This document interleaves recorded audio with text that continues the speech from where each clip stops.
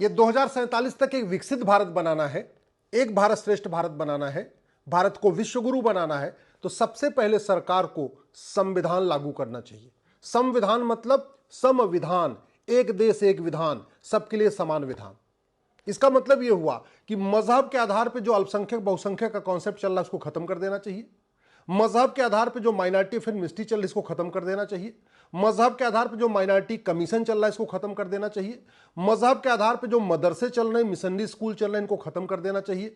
मजहब के आधार पर जो बोर्ड चल रहे हैं, मजहब के आधार पर जो ट्रिब्यूनल चल रहे हैं, मजहब के आधार पर जो योजनाएं चल रही हैं, मजहब के आधार पर जो लोन दिया जा रहा है, मजहब के आधार पर जो रिजर्वेशन दिया जा रहा है, ये सब खत्म कर देना चाहिए यदि 2047 तक एक भारत श्रेष्ठ भारत बनाना है और एक विकसित भारत बनाना है। और उसके लिए सबसे आवश्यक है कि सरकार को सबसे पहले घर वापसी पे फोकस करना चाहिए। भारत की 50% समस्याओं का समाधान घर वापसी से हो जाएगा। घर वापसी से वसुधैव कुटुंबकम की भावना मजबूत होगी। घर वापसी से नारी तू नारायणी की भावना मजबूत होगी। घर वापसी से यत्र नारस्तु पूज्यते रमन्ते तत्र देवता की भावना मजबूत होगी। घर वापसी से सर्व मंगल मांगल्ये शिवे सर्वार्थ साधिके, यानी सबका विकास हो, सबका कल्याण हो, ये भावना मजबूत होगी। घर वापसी से जननी जन्म भूमिष्य स्वर्गादप गरीसी की भावना मजबूत होगी। घर वापसी से राष्ट्र प्रथम की भावना मजबूत होगी। घर वापसी से विदेशी कुरीतियां खत्म होंगी। घर वापसी से जो भारत के संविधान का गोल है, equality, justice, liberty, fraternity, unity, national integration, ये हम अचीव कर पाएंगे। घर वापसी से सबको बोलने की आज़ादी मिलेगी, सबको सोचने की आज़ादी मिलेगी, सबको लिखने की आज़ादी मिलेगी। घर वापसी से वैज्ञानिक सोच विकसित होगी। घर वापसी तर्क शक्ति विकसित होगी। घर वापसी से जो विदेशी कुरीतियां खत्म होंगी, विदेशी कुप्रथाएं खत्म होगी।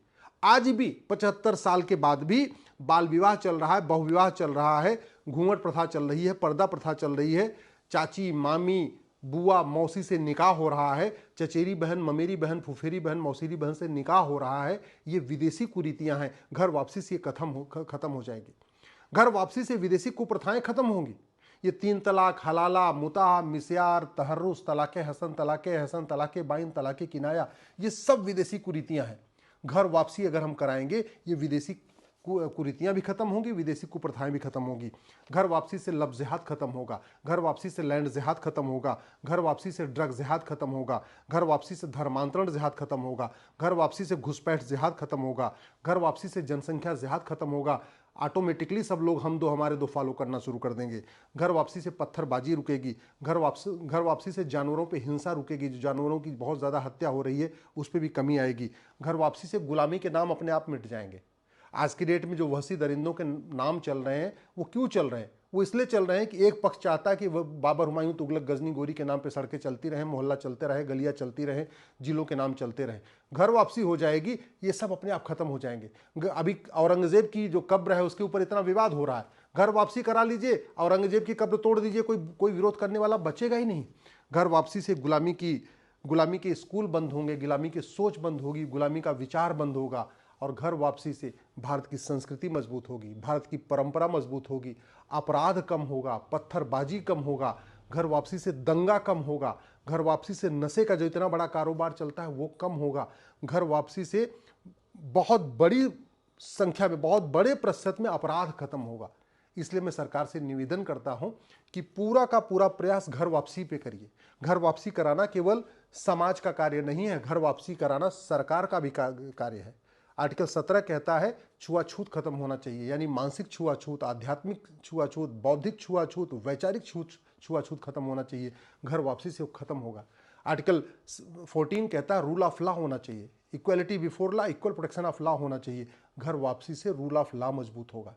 घर वापसी से बहुत बड़ी संख्या में अपराध कम हो जाएगा। जो जुडिशरी के ऊपर इतना बोझ पड़ा हुआ है वो बोझ कम हो जाएगा। घर वापसी से वास्तव में जो धर्म कहते नहीं, यतो धर्मस्ततो जय, वो जो भावना है वो सबके अंदर आएगी। अभी यतो धर्मस्ततो जय सबके अंदर भावना नहीं है।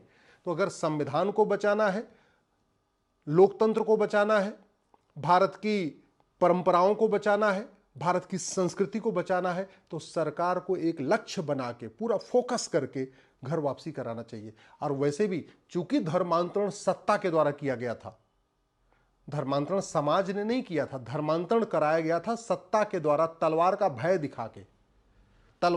दिखा के या जजिया का भय दिखा के। तो घर वापसी भी सरकार को ही करना पड़ेगा। तलवार का भय तो नहीं दिखा सकती, लेकिन ऐसी योजनाएं ला सकती है जिसके कारण गरीब अपने आप स्वेच्छा से प्रोत्साहित हों घर वापसी करने के लिए।